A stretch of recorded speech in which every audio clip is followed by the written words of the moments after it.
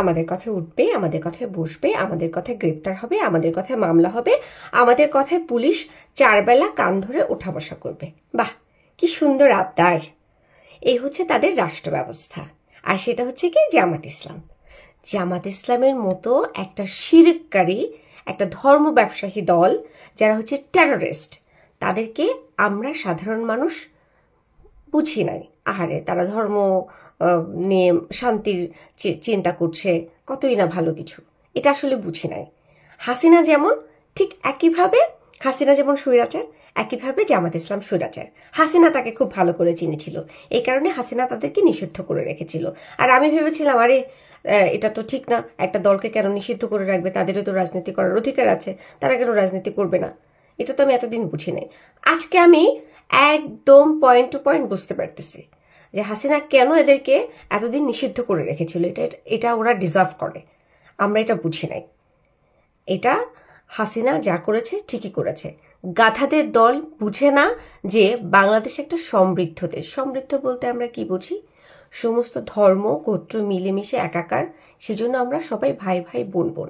এই ভাই ভাই বোন বোনের মধ্যে যে ধর্মকে নিয়ে বিভ্রান্তি সৃষ্টি করতে চায়, বিভক্ত করতে চায়, এরা আর কিছু না হোক, এদেরকে মোনাফেক বলা যেতে পারে। এবং এই জামাত ইসলাম যদি ক্ষমতায় আসে, তাহলে নারীদের কথা বাদই দিলাম, সাধারণ মানুষের কি হবে একটু চিন্তা করেন। আজকে বাউল শিল্পীদেরকে মেরে পিটিয়ে ফেলে দিচ্ছে, এদিকে নারীদেরকে ওপেন মাঠে ধর্ষণ করছে। আরে কি অদ্ভুত, এটা কোন দেশে আসছি? আর ডক্টর ইউনূস বসে বসে কি করে? উনি কি হচ্ছে এই জামাত ইসলামকে লাইসেন্স দিয়ে দিয়েছে প্রত্যেকটা জায়গায় মব সৃষ্টি করার? জামাত ইসলামের কোন অধিকারে, কোন সাহসে হচ্ছে তারা ওপেনলি এরকম মব সৃষ্টি করতেছে? কেন আমার দেশে একজন বাউল শিল্পী থাকবে না? কেন আমার দেশে হচ্ছে একজন গানের শিক্ষক থাকবে না? কেন আমার দেশে একজন নারী স্বাধীনভাবে পথ চলতে পারবে না?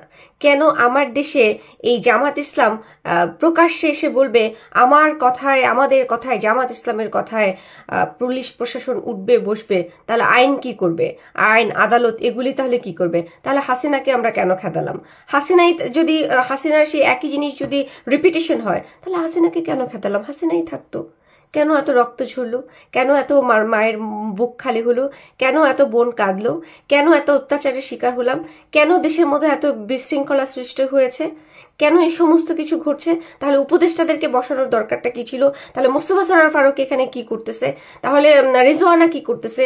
শুভ্র এখানে কি করতেছে? ডক্টর ইউনূস এখানে কি করতেছে? আপনাদের তাহলে এখানে থাকার কোনো দরকার নেই। জামাত ইসলাম যেহেতু সব